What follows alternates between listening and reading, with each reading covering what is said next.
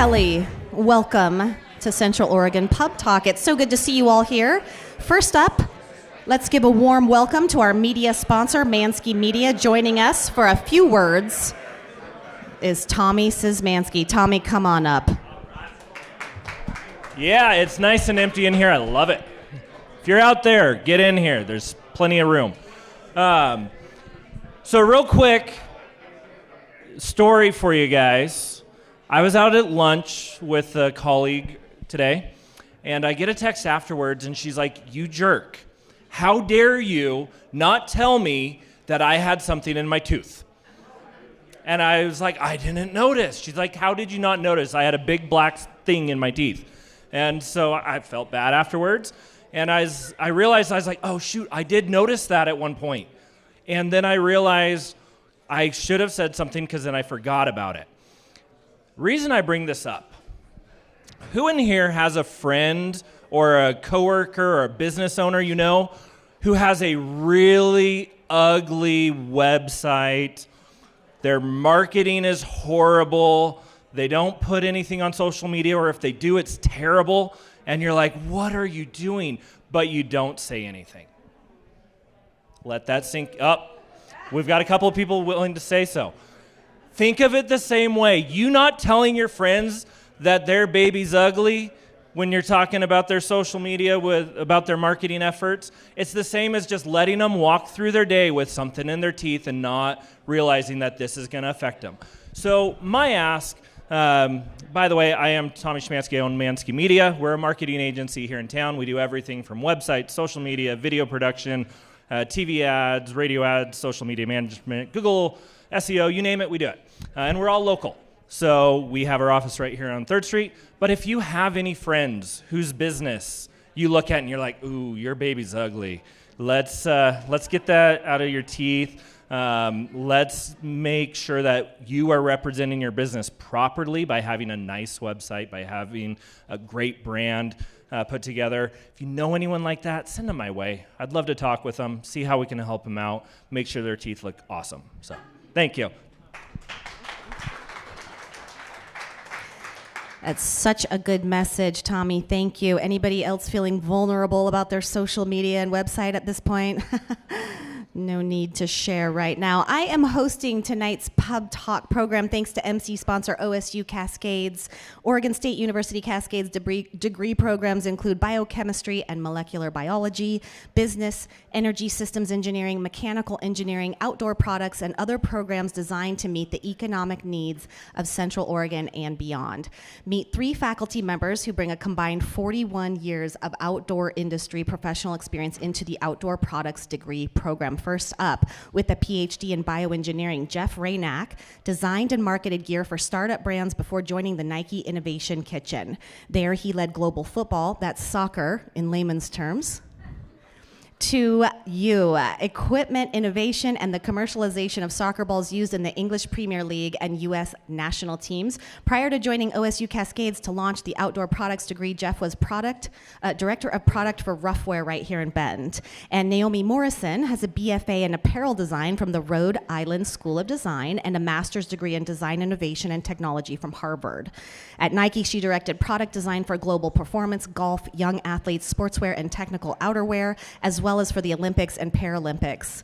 Our third person to feature tonight is a mechanical engineer and architect by training. Molly Rogers has spent time with K2 overseeing the engineering, design, manufacturing, and graphic production of all K2 snowboards, including innovating one of the industry's first female-specific boards. OSU Cascades attracts top faculty like this because of you, Central Oregon. Learn more about our faculty experts at osucascades.edu. And I want to say thank you to Worthy for hosting us again this month, and of course Hand in Hand Productions for the multi-room stream. We're so fancy. Also, thank you to our Pub Talk title sponsors for making Pub Talk a reality every month, and we'd love to bring them up every month and let them have a few words with you. So first up is Emma James of Roselle Wealth Management. Emma, come on up.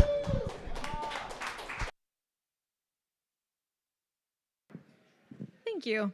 Hello, everybody. My name is Emma James. I'm a financial advisor and partner at Roselle Wealth Management. Would anyone like to know what's going to happen with the stock market?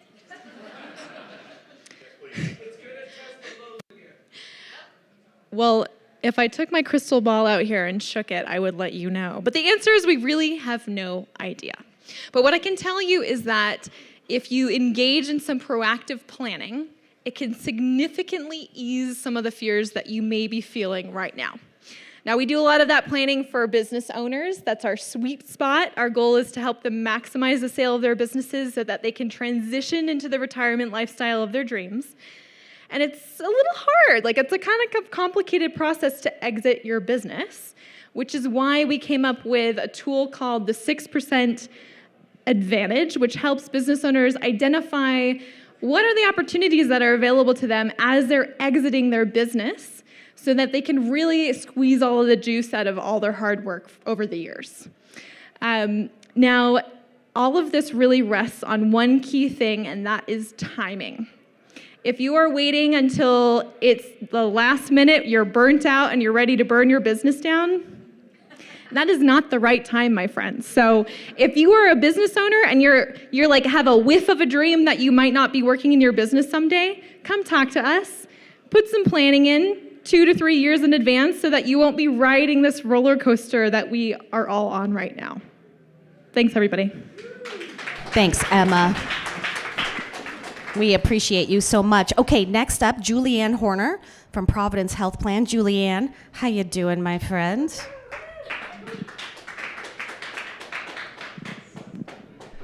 Well, hello, everybody. I'm always so humbled to get up here and talk about health insurance because no one wants to talk about health insurance. But what I do want to say is we are now in spring, and it's beautiful in Central Oregon, and this is why we live here, is to be able to get out and enjoy. This is the perfect time to also do all of your preventative services. And why would I say that? Because if you don't, you won't enjoy the spring as much as you should because you don't have the peace of mind. So my hope for you through the month of April and May is that you will take the time to make the call or get onto your portal and make the appointment. So there you go. I'm going to come back in May and ask if you did it. Thanks, Julianne. Julianne, I want you to know I'm going to the dermatologist in the first week of May. Thank you very much. All right, next up, Jordan Smith from CMIT Solutions, formerly VLOX Systems. Jordan, what do you got for us? Thank you. Hey, my name is Jordan Smith with CMIT Solutions. We were very recently known as VLOX Systems, and one of the things I want to highlight is that the same reputation, the brand, the service, the quality, everything that VLOX Systems was has now moved into CMIT Solutions. But now we've got a little bit more firepower and horsepower behind us to really serve our clients well, not only in Central Oregon, but also abroad. So I'm super excited about that. I did bring, as promised from last month, some swag. So I have here these little phone holders, and I can show you how they work. But you can't hear me when I do it. But it brushes the front of the screen, right? And holds the phone that way. And that way, and it also triples as a stress ball. So, phone holder to anyone who can tell me what it is that we do. What does CMIT Solutions do? What's one service we provide? Capriel.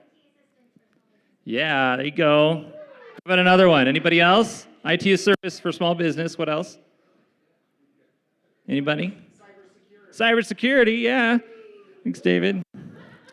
Who else? I got one more. Managed services. You just learned that tonight. Nice work. All right. Anybody else? That's pretty good summary. Kurt back there. Thank you. Yeah. You're like way far back there. I'm not a good thrower, but almost made it.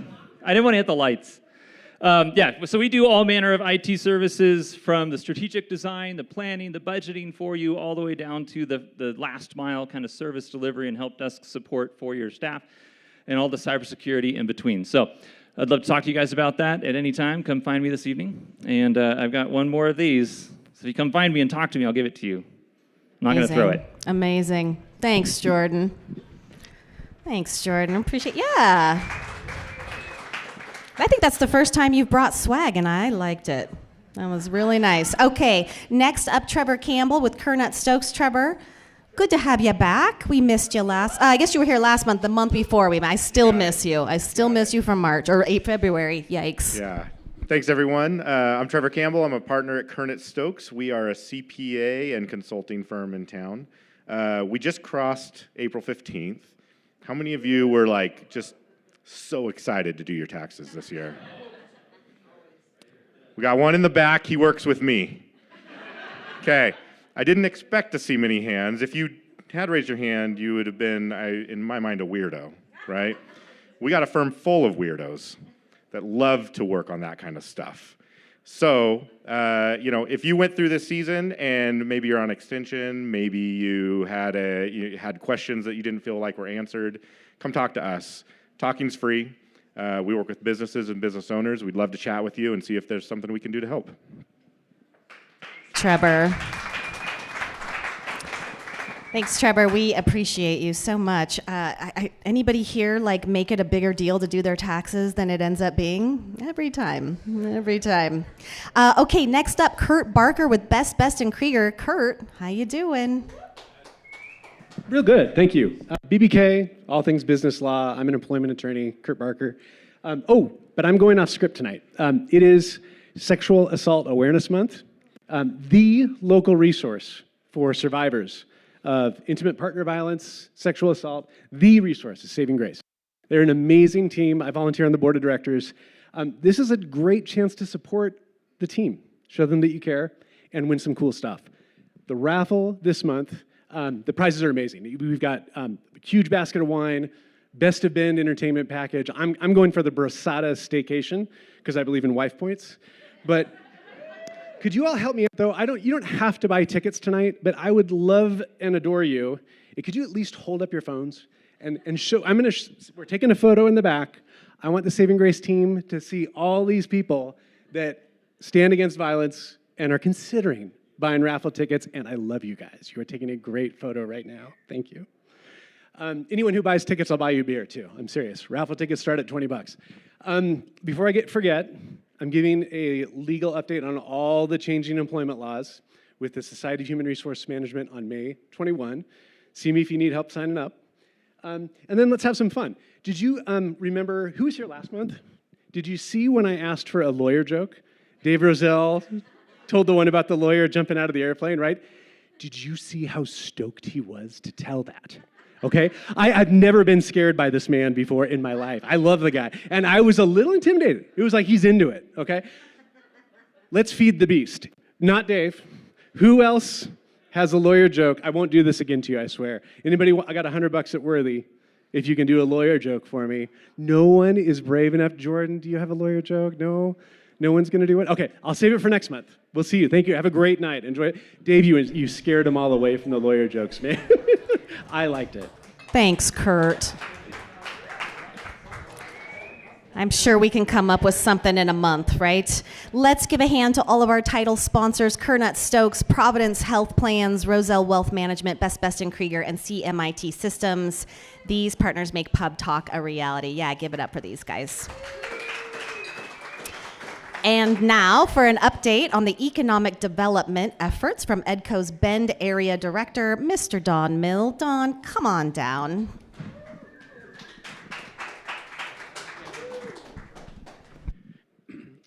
I'm Don Mill. I'm the Bend Area Director for EDCO. I'm going to spare you the John Stark shrieking howl, which we know always happens here.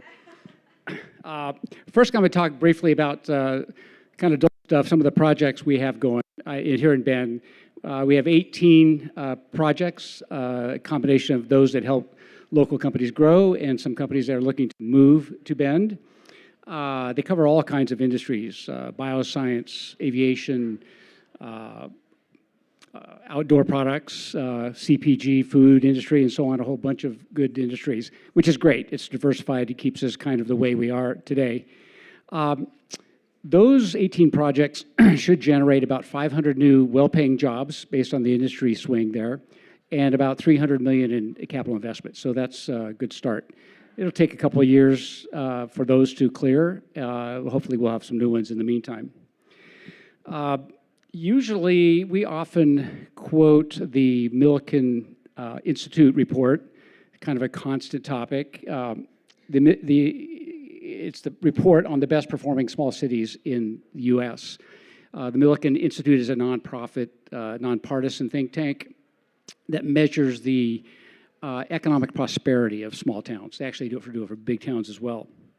So they do that by looking at GDP, job growth, wage growth, income disparity, housing, and a bunch of those kinds of things. So given that Bend has fared well in that study for a lot of years, including number one for 4 years, a few years back, it's easy to understand why we like to repeat the story. So this year, in the new study, it was January of this year, we are number 4 in the U.S. for well-performing small companies, cities, up 2 points from last year. So we're doing something right here in Bend. And by we, I'm not talking about just EDCO, but everybody in this room. So, okay.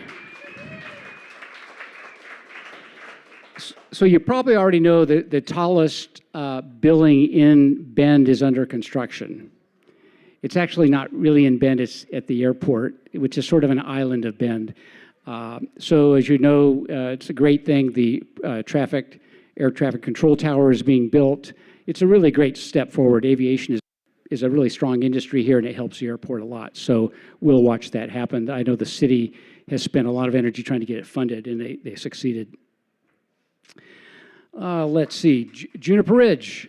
I always talk about Juniper Ridge whenever I speak to folks because, as you know, economic development depends on people and land, and we're short on the land part and on the people part as well. So Juniper Ridge is actually in motion. The ground has been broken. There's 110,000 square feet under construction today. The Taylor Brooks is doing that work on land.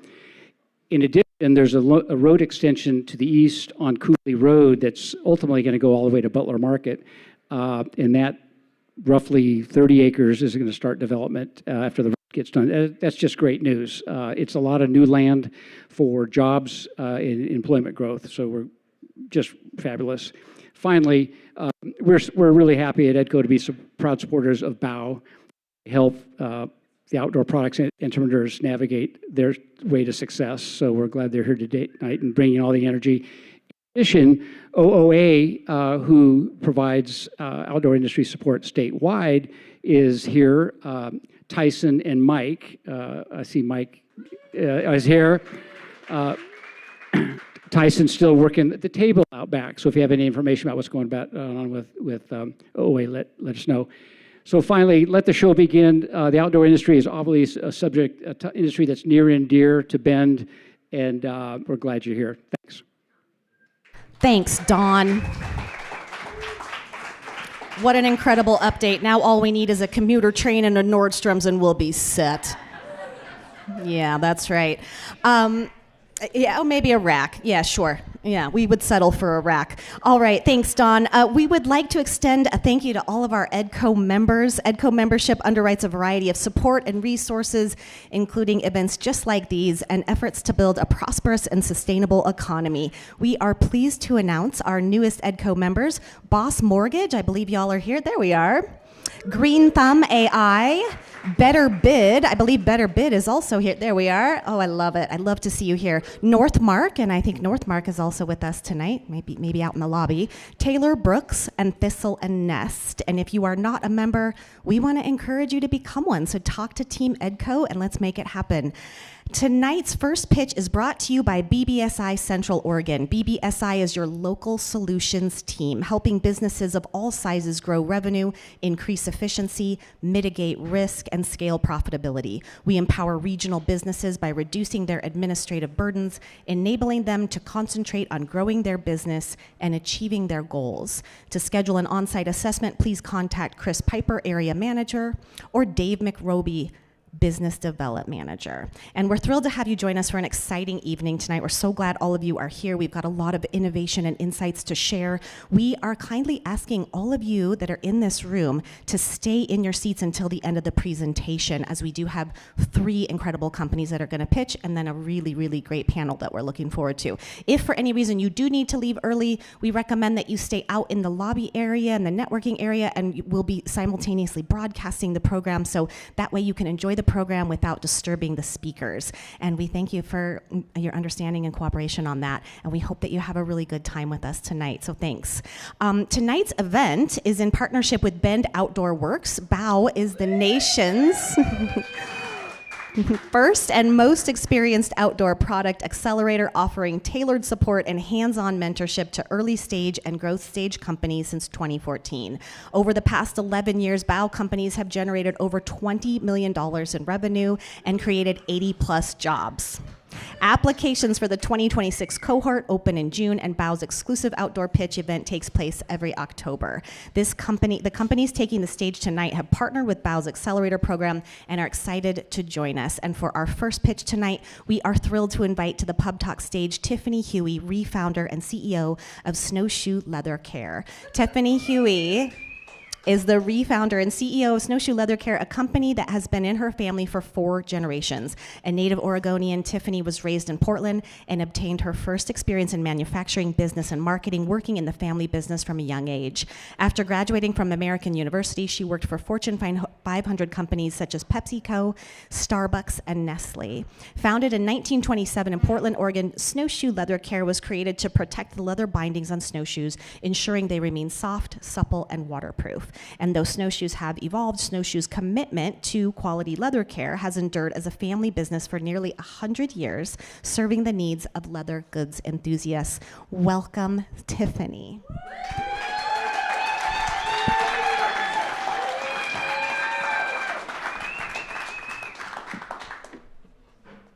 Do I have anything in my teeth, Shannon? No, you're good. Hi. At Snowshoe, we don't just want to help you take care of your leather. We want to help you preserve the memories that are woven into it. We understand that leather is not just a material. It's a keeper of memories, a silent witness to the moments that shape our lives. Every crack, every crease tells a story. Whether it's the boots that have carried you on countless adventures, the gloves that kept you warm through life's coldest moments, or the heirloom that has been passed down through generations, each piece of leather is a reflection of a journey. We believe that leather care is a unique ritual, one that goes beyond maintenance. It's about nurturing what we hold dear and ensuring that those beloved items continue to tell their stories long after the first time they were touched. Our mission is to honor and preserve those stories, ensuring that the leather you love continues to carry its beauty, its history, and the memories it holds for generations to come. I'm Tiffany Huey, and I'm the CEO and re-founder of Snowshoe Leather Care. Thank you. Clicker.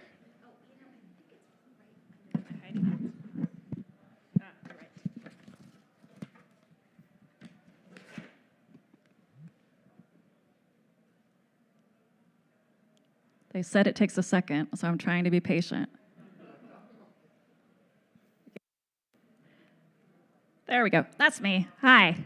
Okay, so I've had the great pleasure of working for some pretty incredible companies and brands in my career, from Starbucks to Nestle to PepsiCo. And I've done just about every marketing role there is to do out there across CPG, retail, food service, and e-commerce. And what I've come to learn is really all of that 20 years of experience has set me up well to re-engage in my family business. I grew up pouring snowshoe as a little girl, earning a little extra spending money, and then really taking over all the manufacturing every summer in high school. And then my dad sort of taught me the fundamentals of marketing and business through Snowshoe growing up. And if you look at this photo, that's my great-grandfather in the black suit and my grandfather in the lighter suit with their wives at their cabin in Zigzag on Mount Hood. Snowshoe was started back when snowshoes were made of leather, and if you've ever snowshoed in an ill-fitting snowshoe, you know how awful that experience is. So when the bindings were made of leather, you really needed that leather to mold to your foot so it would stay on and stay waterproof. And while snowshoes have certainly evolved over the years, snowshoe hasn't. We still use the exact same recipe and quality ingredients that we had way back in 1927 when it was started, and sometimes we even use the same equipment. Snowshoe protects, conditions, and waterproofs leather. It's easy to use. Our primary SKU right now is this new 4-ounce tin, but we also have a quart and a gallon size because we sell a lot to the equine industry. And if you have a horse farm or a cattle ranch, you don't want to be dealing with a 4-ounce tin.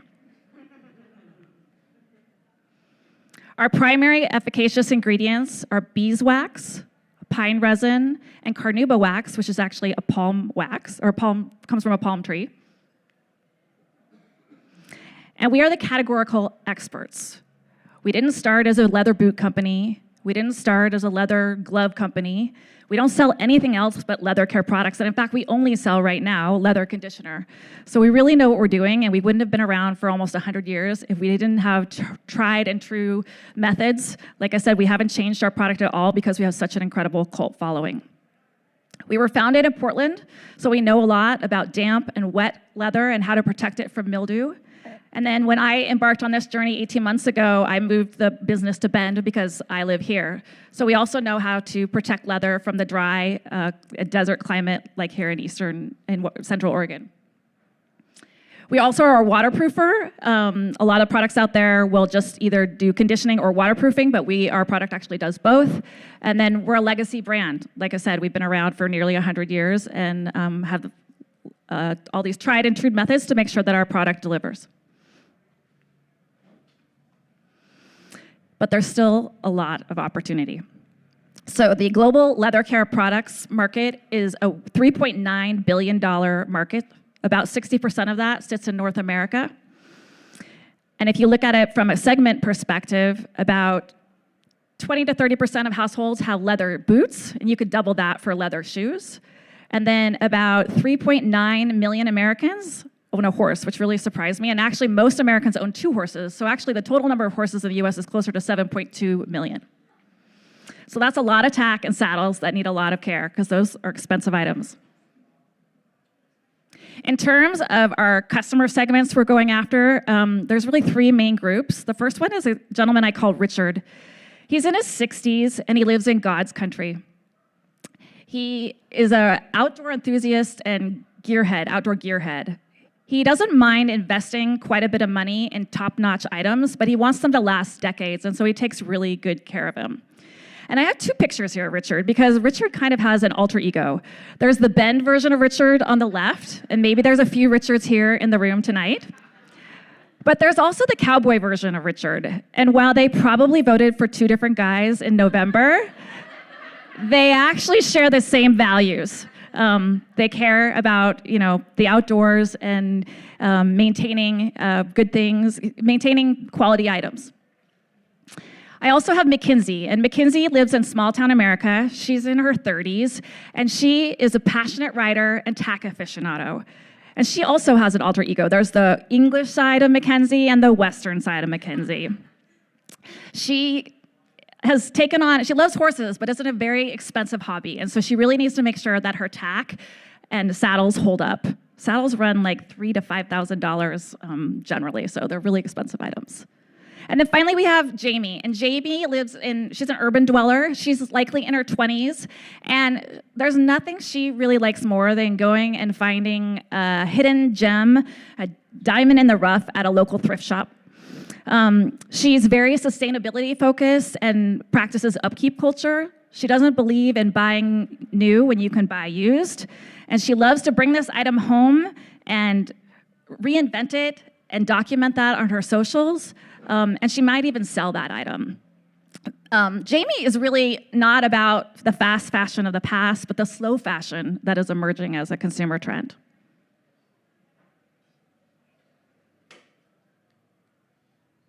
From a channels perspective, we've been engaged in the wholesale business for a very long time. In fact, in our heyday, we were distributed by JCPenney back when they were America's largest retailer, as well as LL Bean.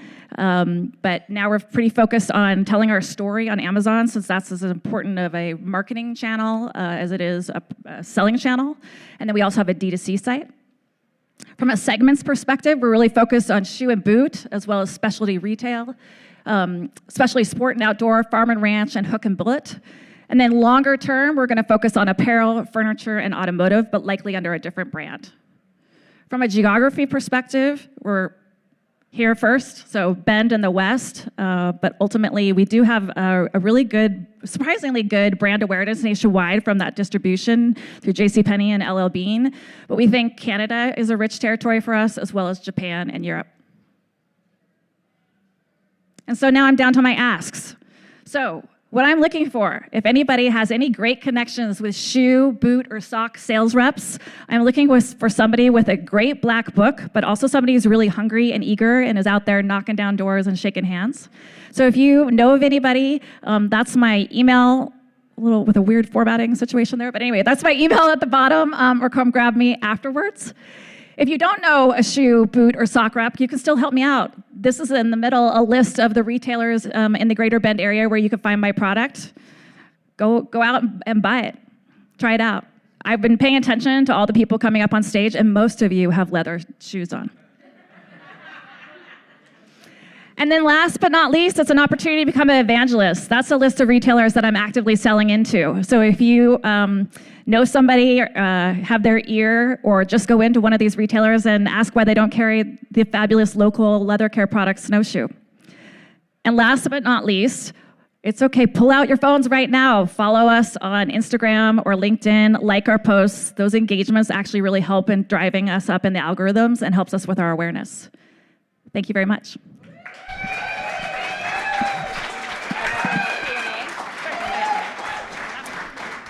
Everything about this was so refreshing. Thank you. And I'm also really impressed that you made a political joke and we all laughed at it. That was the first time that's happened in like a really long time. So wow, Thank you. You're amazing. Thank you.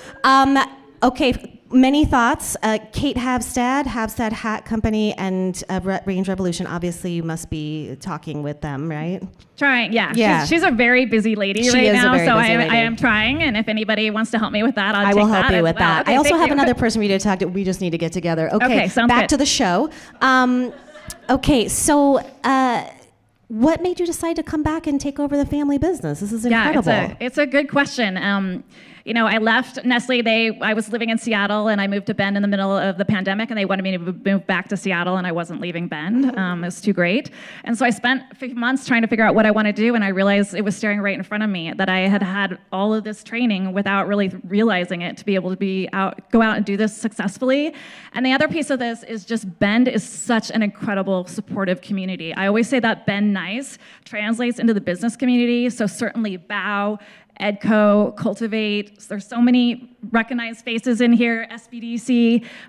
There's just amazing support here. And so if you're at all considering BOW for next year, please come find me or any of the other cohortions that are here, even from previous years. I couldn't recommend it enough. It's so true, yeah. Okay, questions for Tiffany. Do I have any questions for Tiffany? I mean, I have plenty more, but if anybody from the crowd has a question. Okay, well, oh yes, right here. How do you use it? Great question. So it's super easy. I always say just grab an old cotton t-shirt that's in the Goodwill pile or should be in the Goodwill pile. Just get it out and just put a little on the rag and wipe it on it. In this dry climate, it'll absorb right in. Sometimes maybe even a second coat. You don't need to put it out in the sun or in the oven or doing any of that. It's super easy, and honestly, you can do a full-size boots if you're not Keith. Keith will take 45 minutes to do it, but you can do a full-size pair of boots in less than 2 minutes. And we always say that leather should be treated at least once a season. I feel like my cuticles need to be treated with this stuff. Another question over here. Yes, Jarrell.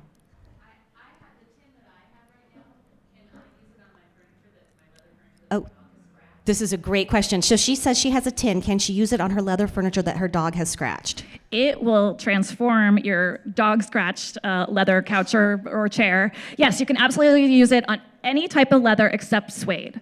So leather, like automotive leather, that's the word I'm looking for. Leather jackets.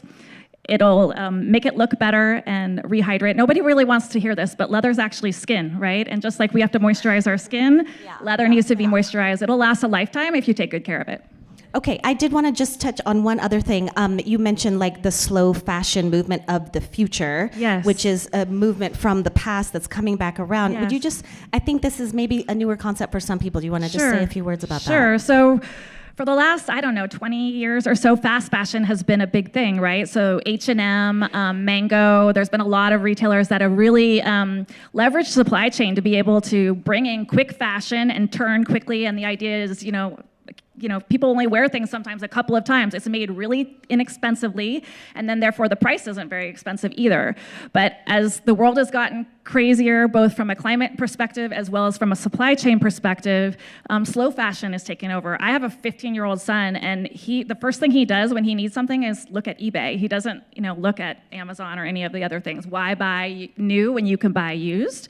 So that's really that micro trend, or macro trend rather, of slow fashion. And there's no tariffs on slow fashion. So hopefully less for sure. Yeah, okay, well, that's something. Okay, one more, just because it's you.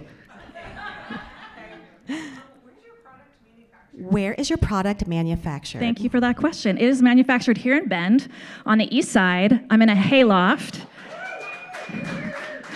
My coworkers are goats and sheep and chicken.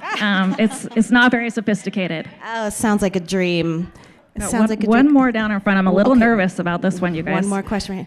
Who takes your photos? That's a great question. Clerk Huey right here does a lot of my social posts, so... See me as his agent if you're interested.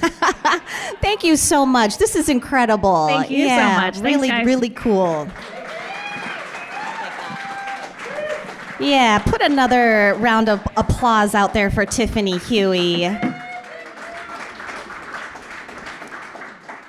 It's just such a wonderful celebration of the amazing people we have here doing really cool stuff. So thanks for being here, Tiffany. Our events aren't possible without the support of our community partners such as TDS. Over the past 10 years, TDS has invested nearly $100 million across Central Oregon in broadband infrastructure, working to future-proof connectivity services by ensuring the most advanced technology and robust network available. Our fiber optic network continues to expand, outpacing new business and residential growth and technology demands. As a way of giving back and to say thank you for the past 10 years serving Central Oregon, TDS recently rolled out a free upgrade to 1 gigabyte internet to all customers and serviceable addresses. This exciting upgrade serves as a testament to the infrastructure upgrades made over the past 10 years and TDS's commitment to providing unmatched connectivity service across Central Oregon. Next up, we are thrilled to invite to the PubTalk stage Timothy Karpinski, co-founder and CEO of Spiral Wax Company. Timothy Karpinski is an artist, designer, and entrepreneur from rural New England whose passion for snowboarding and skateboarding shaped his creative journey.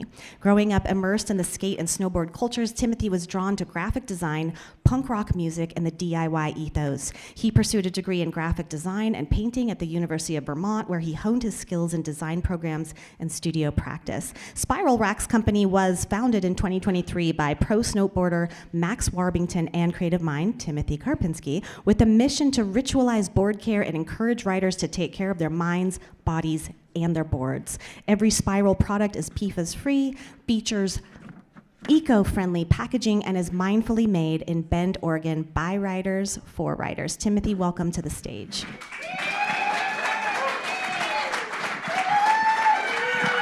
Thank you. I'll use that. Yeah.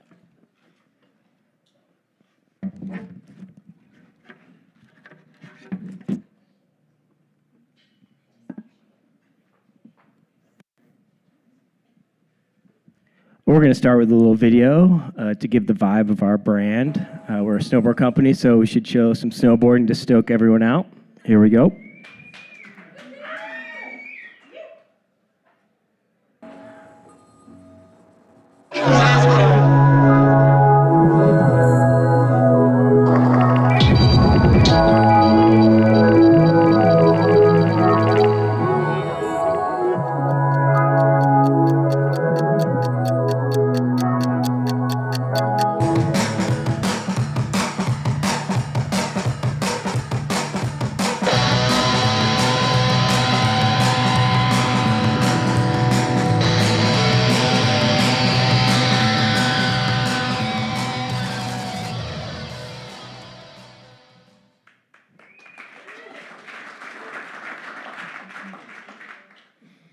So my name is Tim Karpinski. I'm the founder of Spiral.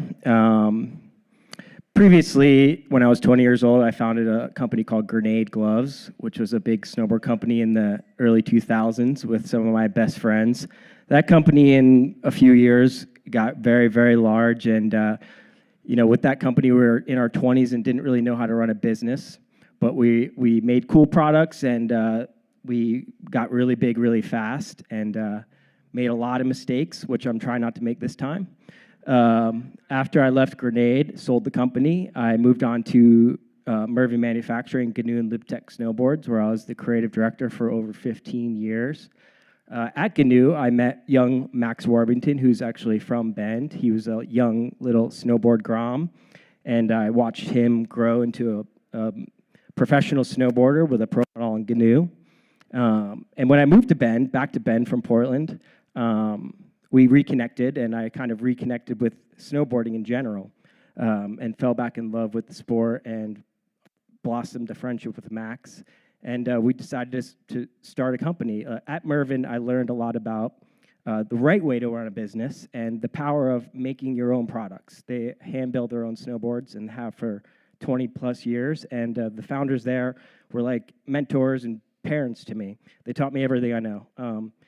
We founded Spiral 2 years ago, and with the help of my partners, Troy and Claire, who are here tonight, behind the scenes, we launched Spiral.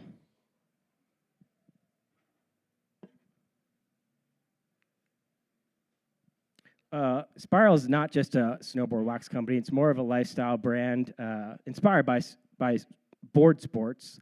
But we launched the company with snowboard wax.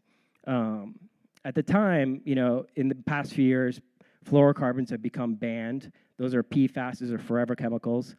And there's been a movement in natural ingredients and natural wax in the ski and snowboard market. And inspired by my time at Mervyn, I really wanted to start a brand and make my own product. And I saw an opportunity in the wax market in snowboarding because traditionally for decades, it's been pretty tech and boring and not that cool. So I kind of wanted to learn how to make wax and make it look cool and make it exciting to young snowboarders or old snowboarders who kind of view waxing as a chore. So we launched with a natural wax and evolved into hybrid waxes. But as I said, we're not just a wax company. We make tune tools, we make apparel, we make self-care products, and we're expanding our self-care line into chapstick, sunscreen, Epsom salts, things that take care of yourself and your boards.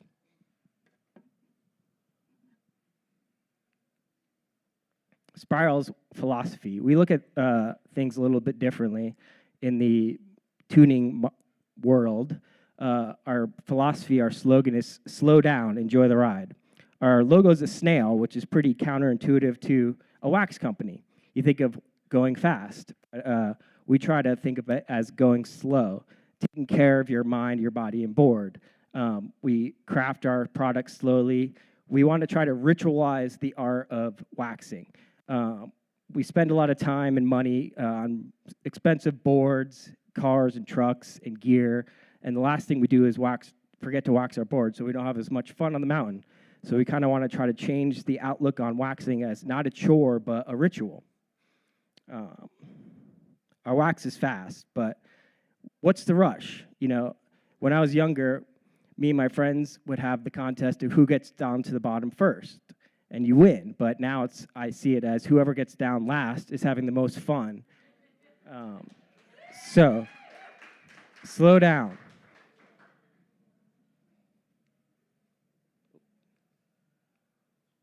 The snowboard wax market. I'm new to the business side of things, but I know that there is a big market in action sports, snowboarding, skateboarding, and surfing.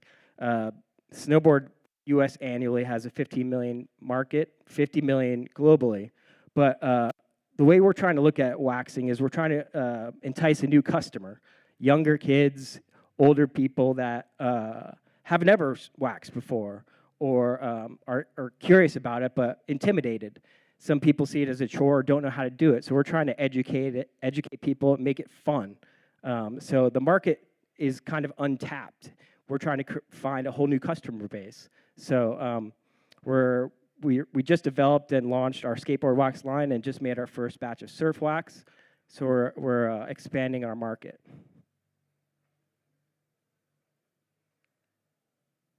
Mindfully made. We make all of our products ourselves right here in Bend. We use eco-friendly ingredients, slow crafted with our hands. Our packaging is recycled cardboard that's biodegradable, made in Eugene, Oregon. The packaging has soy-based inks. Our wax even has a supernatural ingredient called humic acid. So it doesn't add to the performance of the wax, but humic acid actually encourages mushroom growth. So that's pretty cool. Forever is a long time. So traditionally, for decades, ski and snowboard waxes have had PFASs in them, fluorocarbons, which are forever chemicals. They don't biodegrade ever. They'll be here when we're all gone. These forever chemicals are in the waxes. They go from your board or your skis into the snow melts, into the soil, into the groundwater, into our reservoirs, into our homes, into our drinking water, into our bodies. So we're on a mission to end that. We make all of our wax with solar power. It's sunny 300 days a year here in Bend. We have now really accessible solar technology. We have a little solar generator, a couple solar panels that power our wax melters. So we have unlimited free energy. Some of our values, I call them hardcore values. DIO, which is DO, doing it ourselves. Low tech meets high tech. We use really low tech technology, wax melters, heat, thermometers, simple waxes to make our products. But we also use high tech stuff like Shopify, QuickBooks, AI to fuel our business really efficiently and powerfully. We're shipping to big retailers like Evo and REI and Zoomies with a team of 3 people out of my garage successfully. Which is really cool. The community in Bend. So we developed and tested all of our waxes on Mount Bachelor. We've had a lot of support from our community. Our first account was Tactics. We're sold at Mount Bachelor. All of our riders are Bachelor pros, and we want to give back to our community, cultivate events, and keep doing that for Bend. We're here to stay. Being on our boards. This is super important.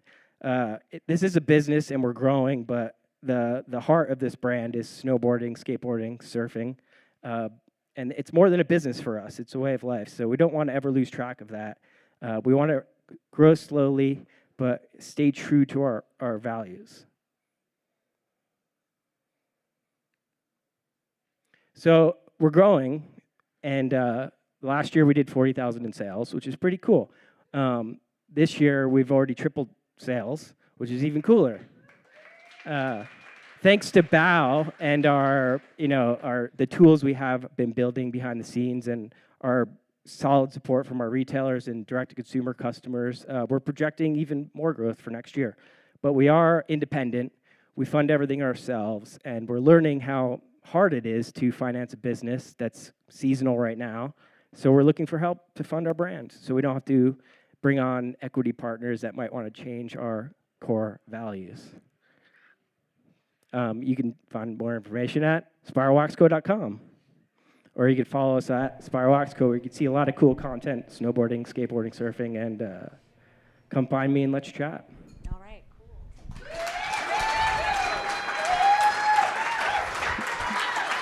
Thank you. This is really beautiful, Tim. I'm very impressed.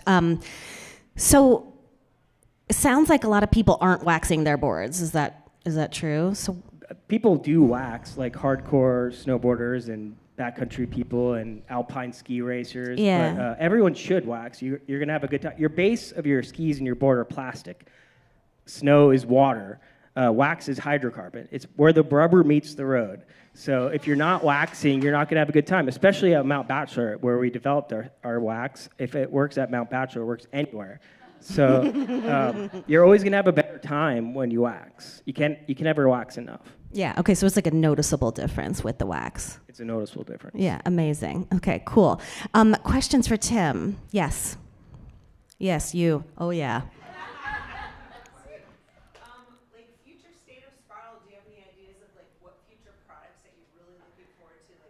Yeah, this is a great question. Okay, future dream state products, anything that you kind of have on the horizon that you want to develop for Spiral? Yeah, definitely. As I hinted at, like, I see Spiral as more of a self-care brand than anything. Like, taking care of your board is almost like board health. So mind, body, and board are our categories. Like right now we're focusing on board, which is wax, tune tools, but mind, body is like sunscreen, chapstick, Epsom salts. I take baths every single night in an Epsom salt bath. We make candles. I light a candle every night. Like I burn candles and incense when I make the wax. So there's a huge market in self-care. And nowadays, like skiers and snowboarders, action sports kids are athletes. They're taking care of themselves. Back in my day, we were party animals. And now these kids are mindful of their bodies. They're into nutrition. They're into self-care. They're doing saunas. They're doing cold plunges. They're mindful of their nutrition.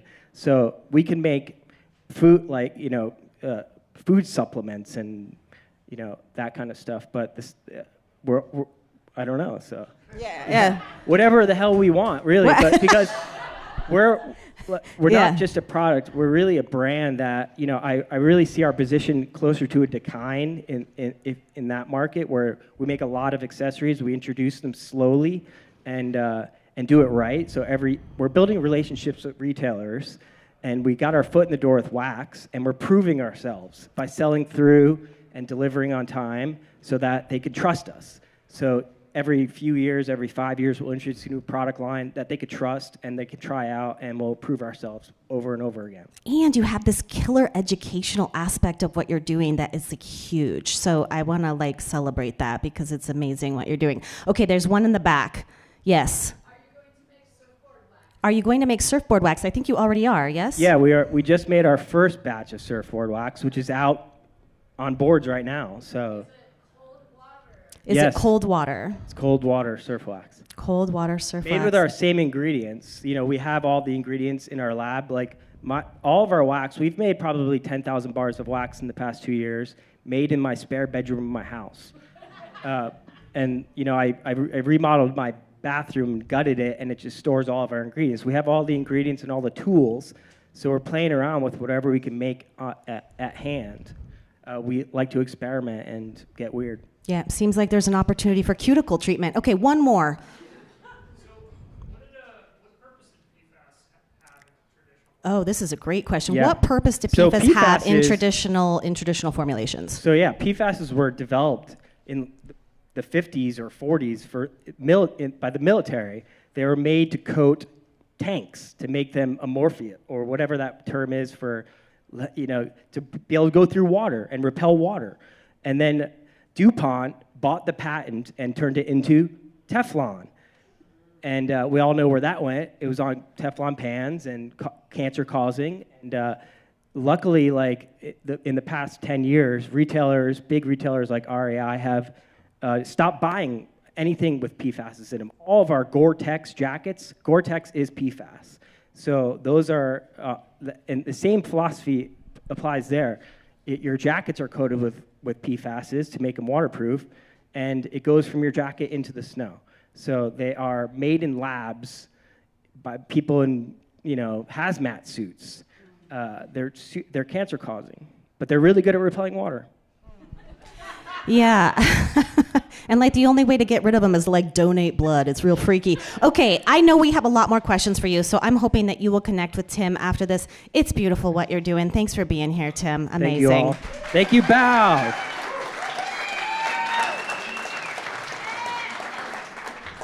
How about another round of applause for Tim and Spiral?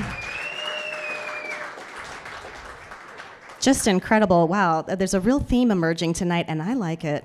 COCC, if you are looking to lead change in your business or organization, the Center for Business, Industry, and Professional Development at Central Oregon Community College offers high-impact, affordable training for professionals across the region. This spring, join us for Agent of Change, a powerful 6-week leadership workshop designed for emerging and seasoned leaders alike. You'll gain tools to build inclusive teams, navigate tough conversations, and lead with clarity and confidence. Sessions meet Fridays, May 2nd through June 6th. This is is more than a leadership course. It's a practical, research-backed toolkit for building resilient, high-performing teams. Learn more at cocc.edu/CBIPD. We love hearing local success stories, and we are excited to welcome to the stage for a company update, Robert Axel Project CEO Katy Bryce. Robert Axel Project was founded in 2013 in Bend, Oregon by Katy Price and Chris Cratch. They began by solving a problem, how to attach bob trailers to carbon mountain bikes.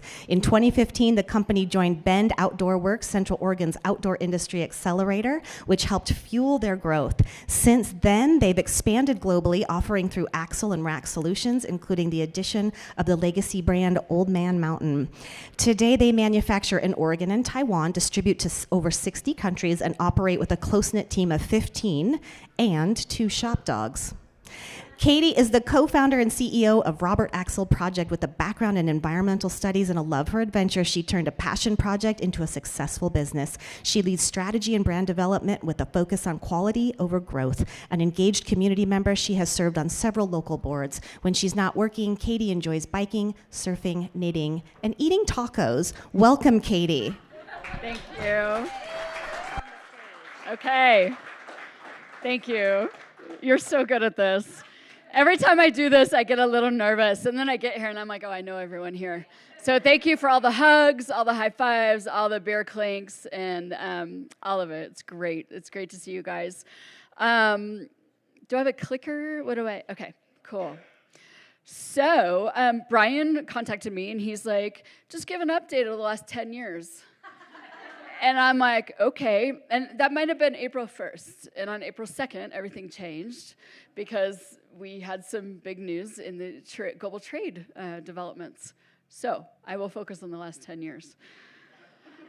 Who here has heard of Robert Axel Project? Okay. We make a bike part. We make a really important bike part it holds your wheels on. It's a long bolt. Somehow, a little West Side house in Bend, Oregon started this company, and you'll see some of our progress here. So we started in our garage, or in our basement, in 2013. I got connected to Brian at EDCO, and he's like, have you heard of this thing called Bend Outdoor Works? I was like, no, I have no idea. And he said, I should get you in touch with these guys.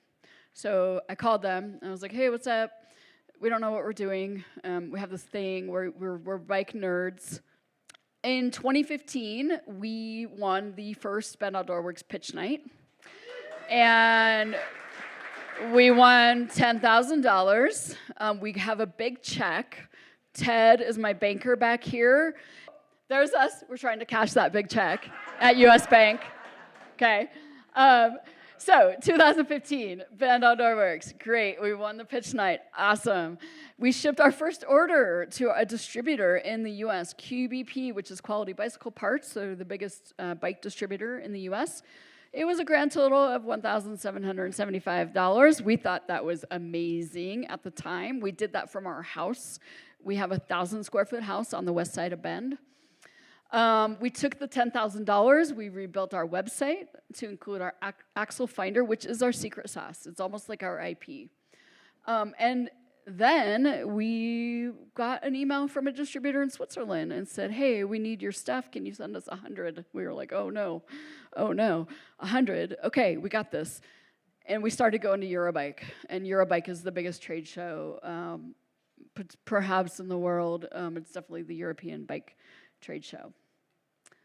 All right, here we go. So 2016 to 18, we averaged about 78% growth over year between 16 and 18. I was chuckling because Spiral Wax, I think when we came into Bend Outdoor Works, our revenue was $40,000 also. So we also signed on a large OEM account, and that really got us into some pretty big volumes. We had more distribution into the EU, and we expanded categories, products, and sizes. We started going to Germany, and I became famous in the online circles for my photos with some very, very tall Germans and Dutch guys. Those are 2 of them, but I have a photo album of me with tall guys. 2019, so we acquired Old Man Mountain. A curious story is in 2003, Chris and I, who is my co-pilot, raise your hand. He's reluctant. We rode the Great Divide mountain bike route, and we used these cool racks called Old Man Mountain racks. We were not in the bike industry. We were just dirtbag bikers. Guess what? In 2019, we bought the company. So we took on Old Man Mountain as our second brand in the industry. We also surpassed 1 million in sales in 2019. We are the only company, I believe, of our size to be in both the Tour de France and the Red Bull Rampage, of which we won Cam Zink in the Red Bull. Pretty fun. So we were kind of chugging along until business as usual, and then COVID hit. So 2020, 134% growth over 2019. That was a painful year. We did it. We delivered 100%. We took no back orders. Chris and I, we hustled and we made it work. We banked cash. We bought a commercial building. And then in 2022, we finally got around to relaunching Old Man Mountain with key product design and dedicated marketing support. And then in 2023, Cam Zink wins the Red Bull with our axles in his bike, which was pretty fun. So last year, we had a great year. We've seen growth every year except for 2022. We went down a little bit. We were a little bit of a harbinger in the COVID slump, but after that, we continued to grow. 2024, we surpassed 5 million in revenue.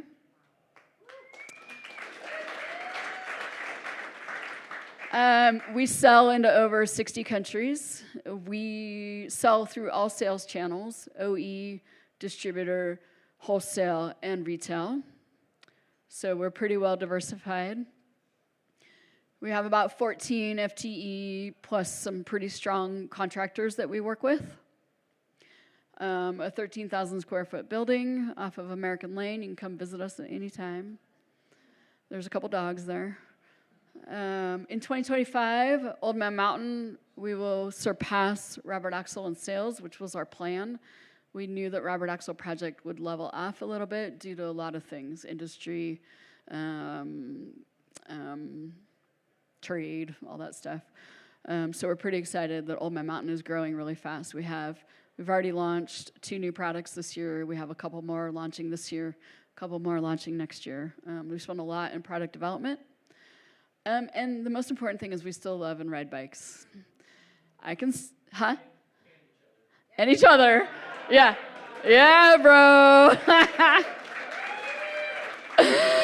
Chris and I sit across from each other every day, look at each other. Then we go home and we sit on the couch and we look at each other. And we go and we ride bikes together and look at each other also. We're doing good. Yeah, so, and that's really important. I can say that if it all goes down in a big ball of flames, I was a CEO of a bike company and I still rode bikes. I still love to ride bikes. It doesn't happen to everyone. A couple of things that we've learned. Some of this was Bend Outdoor Works. Margins. This is changing rapidly, potentially, in the world. Super important. Relationships, we're very much a relationship company. Our machinists we've known for a long time. I have made my best hires over a cup of coffee or a burrito, honestly. Some will call that stealing people, but I don't. Passion, we love bikes. We talk about bikes. It's like all the time. 8 hours a day in that office is bike. But we love it, and we're super stoked to see our customers going and doing like really cool stuff. Adaptability, obviously over 10 years, we've had to adapt a lot. You got to make good decisions. You got to make them quickly. The biggest thing is to make a decision, actually. And then hustle, you know, it ain't easy. Like, we joke that being a business owner is, you know, not for the faint of heart. Like, if your stomach lining is sensitive, you're gonna be hurting. There are sleepless nights. There's a lot of stress, but there's also a lot of rewards as well. So, yeah. Any questions? Amazing. I have to start by saying you handled the no slides very well. Yeah. I just watch you do stuff. I'm terrible with slides, so Okay. we need to team up. Okay, you mentioned that Old Man Mountain has some new products coming. Yes. What are they? So Old Man Mountain is focused on bike packing and bike touring. So we have traditionally made bike racks that go on bikes. So you can put panniers and bags on them. We have gotten into soft goods. So we have panniers and trunk bags. We have a new bag that we sold out of. How quick, Chris? Really fast. Too quick. Too quick. Yeah. We're finding that supply chain is can be the hardest part. Sure. Sometimes marketing outruns production, and sometimes production outruns marketing, and so there's always this balance. I feel so that. it is focused on adventure by bike. So cool. Okay, one more question for you. Yeah. Where's the most amazing place you've ridden bikes? Oh, wow. Italian Alps. Oh, yeah. Spain. Scotland. Okay. Guatemala. Yeah, I like it. And Bend, Oregon. And Oregon.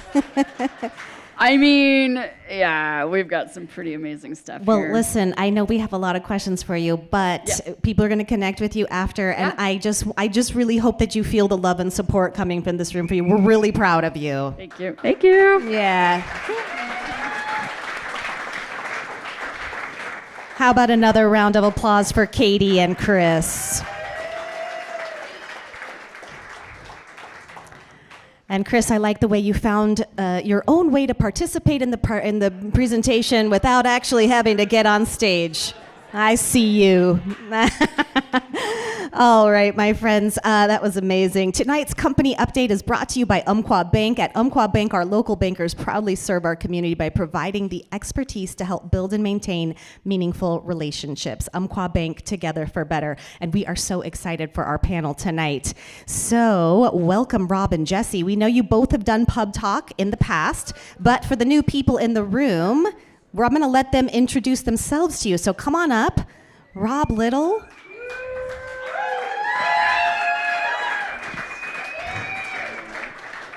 I'll sit on there.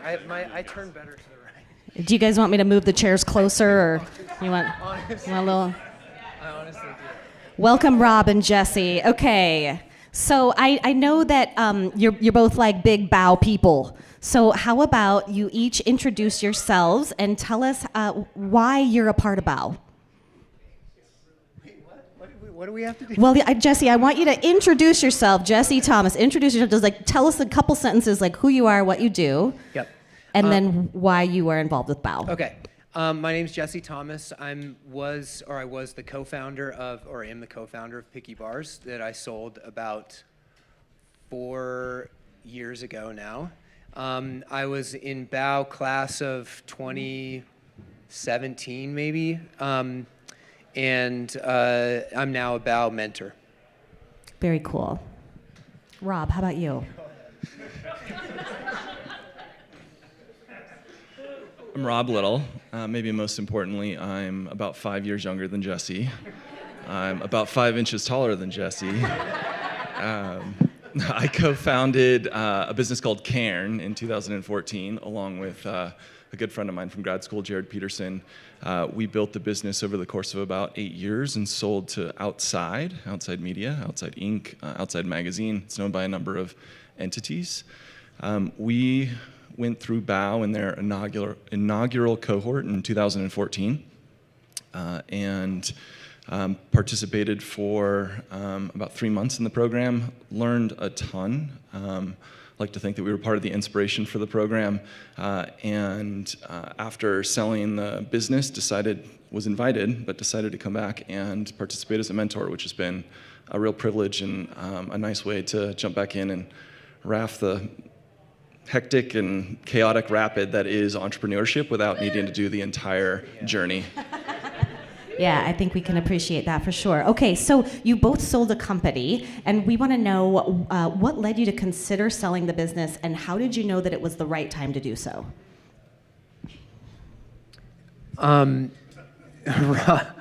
Well, Rob sold his business 2 weeks before mine, so that was literally, I was like, God damn it. And no, it's actually really funny. Rob and I have been in like more or less like kind of these business groups, kind of informal business groups for a long time. And we were in this business group that we meet every couple weeks for like years. And in the like 6 or 7 months leading up to each of our acquisitions, we were both being acquired literally at the same time and could never talk about it. And we were doing it like behind closed doors, crazy. And then I saw that you guys were acquired, and I knew that 2 weeks later we were announcing our acquisition. Anyway, it's just a crazy, crazy story.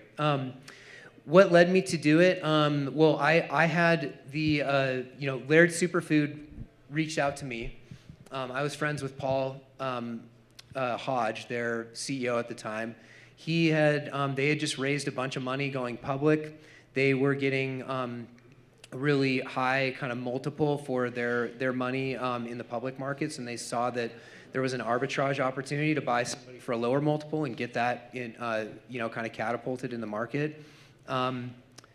And for us, it was an awkward timing situation where we were actually, Picky Bars was in the best place it had ever been financially. We had just closed 2019 or 2020 at a little over $4 million in revenue. We'd grown 30-40%. We were profitable and growing, and we had just raised $2 million. We had no debt. We had $1.5 million in the bank. And then so I felt like I was kind of coming into my own as a leader of the company and was pretty excited to continue to do that. But it was one of those things where I'm not the only person in the company, and it was like as much a personal decision as it was a business decision. And I think when I went and talked to, and a number of people in this room, when I went and talked to my business advisors, most of them said, you shouldn't sell. You're in a really strong position. You could do a lot with where you're at and what you have. But then most of my kind of personal advisors were like, you've been doing this for 10 years. It's been really hard. We completely leveraged our house. We were like, down in the financial dumps during it at some point. And then, my ex and I were, hats off to Katy and Chris. It's hard, and I know. And so that's a real accomplishment. And so, there was just a lot of there was a lot of like personal stress on it. So that was the reason. So it's a combination of, balancing business with personal, but ultimately the personal one went out. I think for us it was a real roller coaster. We saw a lot of early success, and then we saw some challenges through the mid stages of our business around growth and how to maintain the momentum that we had. COVID, when it came around, I thought it was going to kill our business. We were a vitamin, not a prescription, something that somebody might want but doesn't need. And it turned out pretty shortly after COVID hit that we were actually in a real sweet spot. We were direct to consumer. We didn't have any retail presence in physical stores. We were in an industry that consumers loved and doubled down on, and we saw a new wave of growth. We had some uncertainty around how long it would last, where it would go, and we were approached by the former general manager of Backpacker magazine, and she said, we were just acquired by a group that has an interest in getting into retail, and I think you would be a great fit. Would you talk to the CEO? Conversation started and ultimately led to a really strong interest on both sides of the table to join forces. This group had a really big audience and was looking for ways to monetize them. We had a product where it was getting more and more expensive to acquire customers. And we thought that that would be a wonderful marriage. As we were going through our acquisition process, it came to light that this group acquired Outside Magazine and elevated the name of Outside to be the name of the parent company. And so we didn't actually sell to the legacy 50-year-old brand that everyone thinks of. We sold to a much younger company that bought many brands over the course of 3 years. It was a relief to sell. It was incredibly challenging to sell. I would say it's the hardest part of entrepreneurship is to go through that process. But wonderful to look back in the rearview mirror and know that you're a few steps away from it and can appreciate the fondness more than the challenges. I mean, it's amazing you both still have a head full of hair, because I know that it's not. I know that it's not easy. I know that it was bumpy, it was uncertain, and I'm sure too, like following the sale, like what was that like? What was it like transitioning your team? Were there things that maybe you regret or wish had been different? I remember the conversation I had with my staff when I told them, because we were really walking this line. I think it's like this with any acquisition, but we were selling to a public company, so we really were. It was really supposed to be private until it was publicly announced, and so we had to keep a lid on it. And I remember I finally kind of negotiated enough with Paul and their legal team to basically say, like, hey, I've got to tell my staff what's going on. Like, I can't, I'm like dying under the weight of having this. I'm a very open leader. We share financials. It was like crushing me to have this secret. And so I remember telling them, about it. But I mean, there was a lot of uncertainty. It was scary for sure. Nobody likes to hear that that the ownership of their job is changing.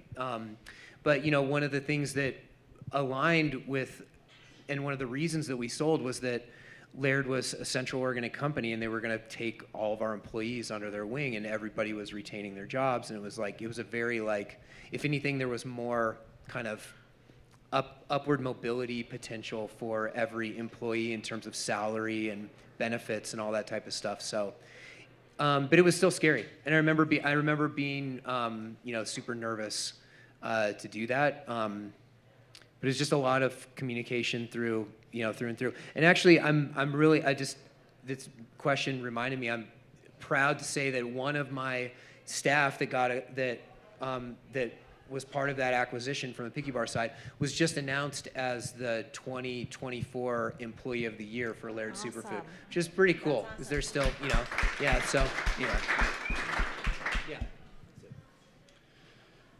So we didn't get the opportunity to breathe or relax after we were acquired. Most acquisitions lead to a big celebration and the opportunity to maybe recover from the period that came before it. We were bought by a startup that was younger than our own business. Yes, it came with a name that was 50 years old, but there were dozens of businesses that were being merged together with a whole new business model for the industry. And the expectation for us was, it's time to grow. You have access to our audience. We have funds that we've raised. We're going to invest in retail, and we want you to deploy it. And so we celebrated for a weekend and then went right back to work and started to grow the company again. We doubled the size of our team in a matter of about 6 months. We moved from a 2,000 to 3,000 square foot building to a 20,000 square foot building. We tried to 6x the investment in retail that we had in about a 12-month period of time, which was a lot to swallow. We get a year and a half into that strategy, and we're about to launch what we had built or designed for retail for the entire business, and it became clear that the funding markets were changing. This was 2022, 23. It was harder to raise money, and the business model, the macro business model that Outside was operating under, required another round of investments to get to their intended path of profitability.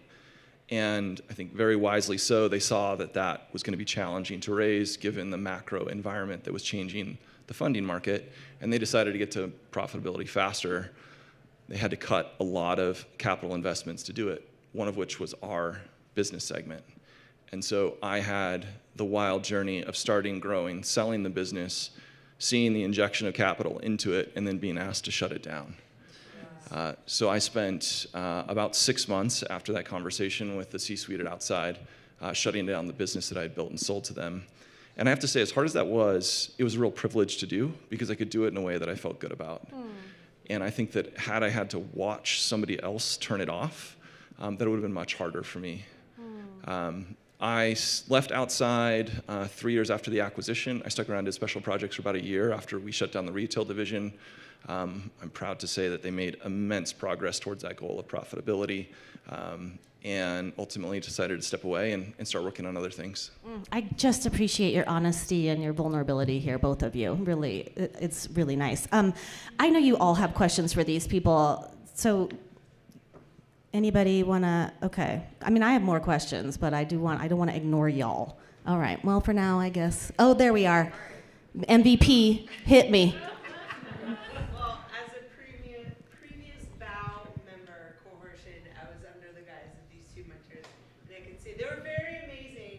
Jesse definitely a little more picky, but Rob's definitely more caring.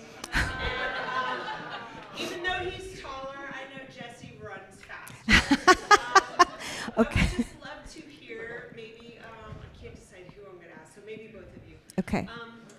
I'm asking for a friend, basically. How would you navigate tariffs in this volatile situation? Okay. All right. Manufacturing goods in other countries. Okay. China specifically. Okay. Yes, this is a nice, huge question. First of all, I do want to say thank you for that. She you mentored her, both of you did. She said Jesse is not as tall as Rob, but he is a faster runner. Jesse is picky. I think she said Rob smarter, is caring.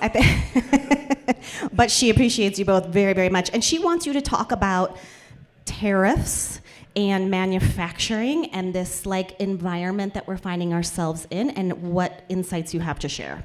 Rob is an expert on this topic.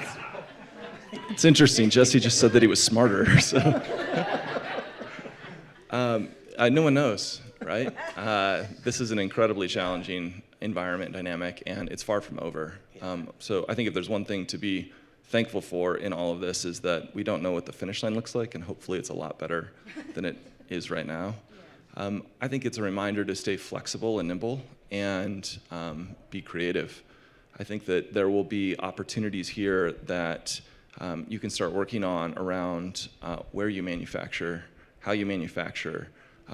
If you do some of the assembly here in the US versus elsewhere, what products or what materials go into your product.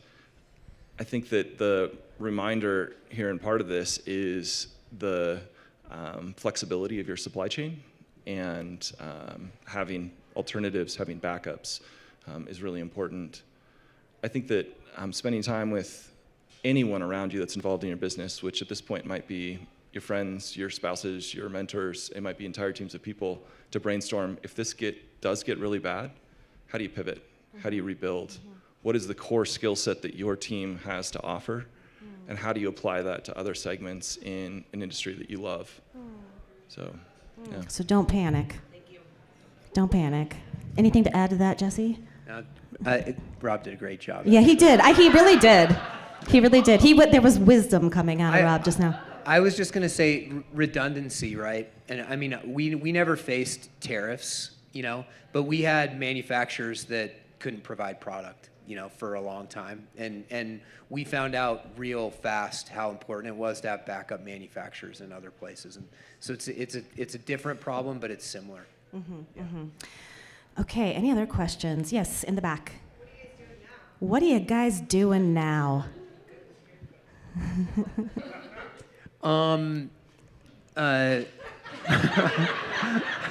Nothing's coming to me. Professionally, I am consulting, basically, advising. I've got a couple brands that I'm working with. One of them is Branch Out Foods. They've got a dehydration technology for fruits and vegetables. It's pretty cool. And another one is a THC CBD beverage called Downshift. And I've worked with Downshift. Oh, good. Love All right, it. good to hear. And so, yeah, I'm helping, and then I've helped with a couple other brands, some of them even in this room. So I'm doing that professionally. I similar to what Rob said. I'm enjoying like being in addition to being a bow mentor, like kind of being able to pull the levers like I did as a founder, and really help founders through knowing, having gone through a number of things that they're experiencing, but also not being the founder and not having it be like the business being on my house and, and having to be financially responsible for that. That's a pretty sweet relief. Outside of that, I'm building a house actually, and I spend a lot of time with my kids. Jesse's a little hesitant to mention this, but he's been nominated to be the president of a company or a nonprofit called the Formerly Fast Runners of America, and his campaign kicks off this evening with.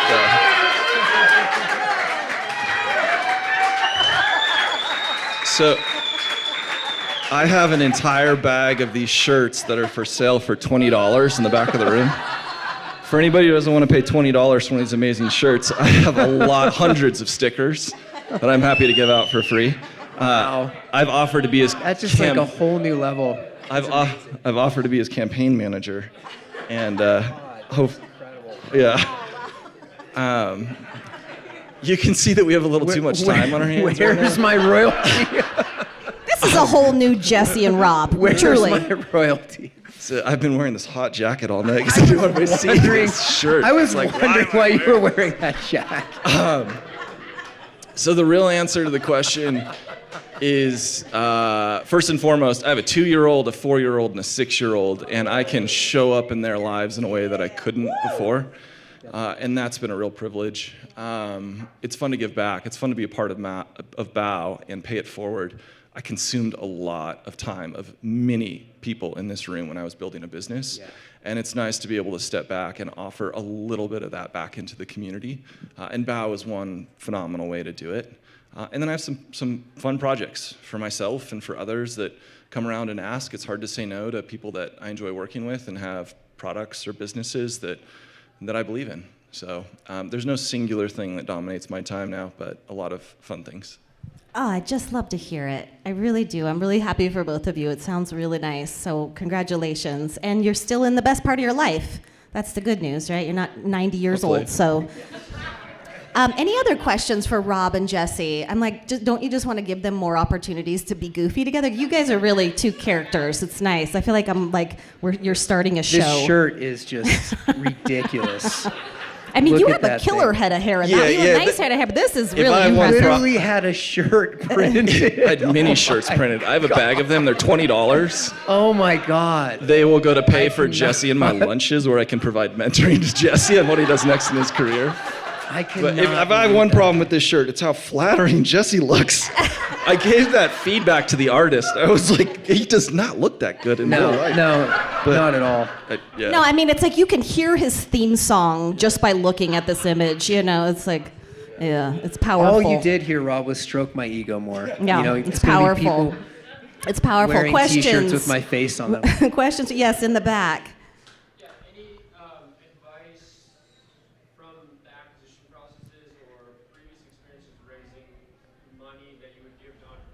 Yeah, I love this question.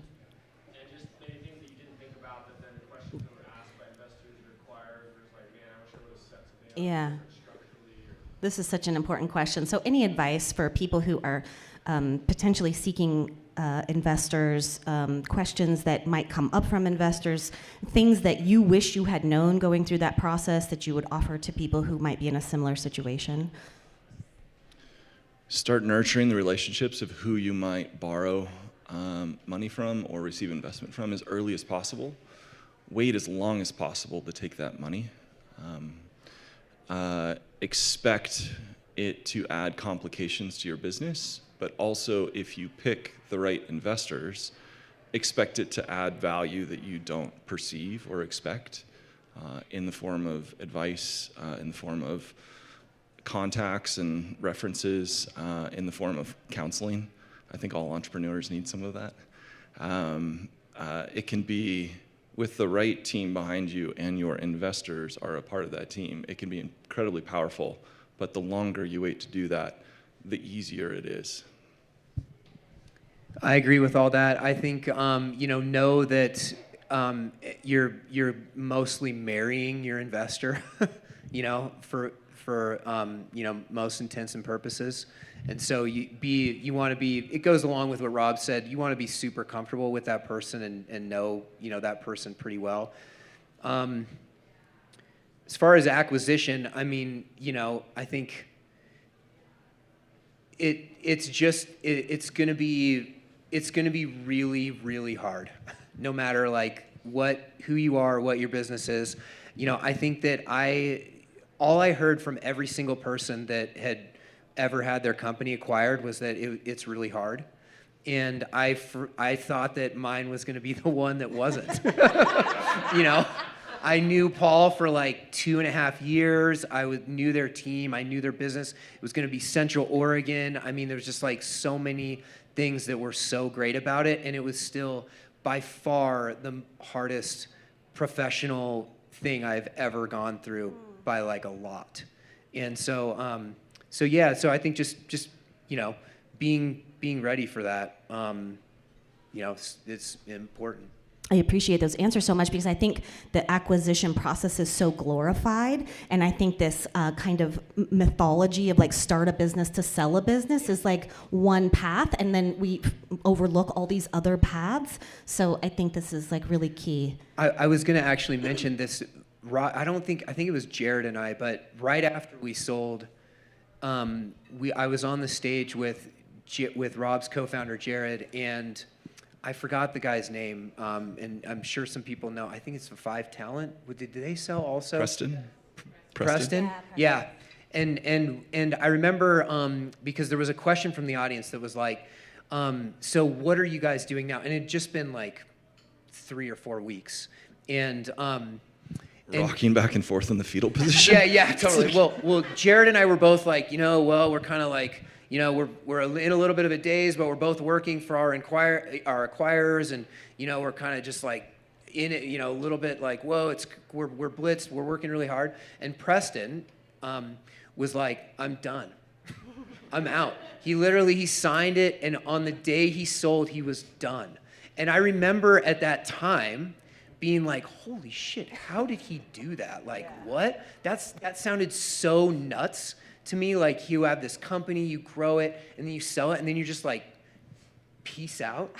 And now I look back at that, I'm like, wow, that was really smart. He saved himself so much like heartache and headache and everything else, and just was, and I think he had sold a company already before, so he probably knew. It's nuts, yeah. Yeah. Okay, I have one final thing I want to ask of you, and that is, if someone was interested in being a part of BOW and becoming and like applying for the program, what would you say to them? Well, now we have split teams, so you want to make sure that you get on my team and not on Rob's team. If you really want real value in the program, that's what you would do. If you want to see cute little T-shirts and stuff, you can go on Rob's team.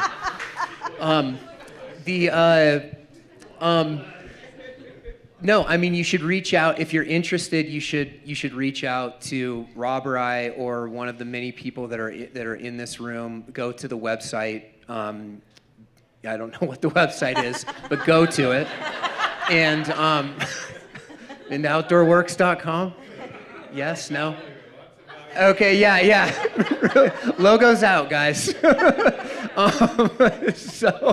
But yeah, certainly, we have, I can say that the BOW experience was a fundamental kind of pivot point for me in the transformation of Picky Bars from what was, I wouldn't call it a hobby business because we were of significant size, but it was not my full-time business. And as I was transitioning to full-time, that was when I started with Bow, and it started us on the trajectory that we went on. And so it was super important. I would quickly say that being a founder is lonely. And if you are interested... I'm right here, Rob. If you are interested in help, feedback, guidance, understanding things that you may not be able to see on your own, there is a wonderful group of people in this town that are incredibly generous with their time and their resources to help the community, the industry, and these businesses grow. And find somebody that's gone through the program or is a part of the program in some capacity and just start talking to them. I wouldn't say that it's for every single business out there, but you will discover if it's for you as you have those conversations. Thank you both so much. Yeah. Okay, we got one thing.